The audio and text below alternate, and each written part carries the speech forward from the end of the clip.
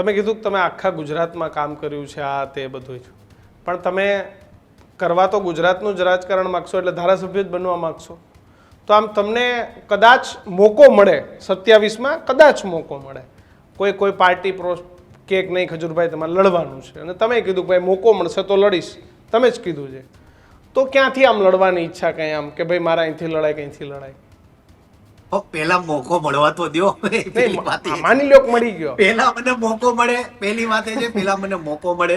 બીજી વાત એ છે કે ભાઈ હારા માણસની રાજકારણમાં જરૂર છે. હું જો સ્પષ્ટપણે હરેક પાર્ટીને કહું છું કે મારું કામ સારું છે અને હું કોઈ મોટી વાત નથી કરતો કે હું કોઈ ઓર્ડર નથી મારતો કે હું એ ચોક્કસપણે કહું છું કે ભાઈ હું કામ સારું કરું છું, હું દોડવામાં માનું છું.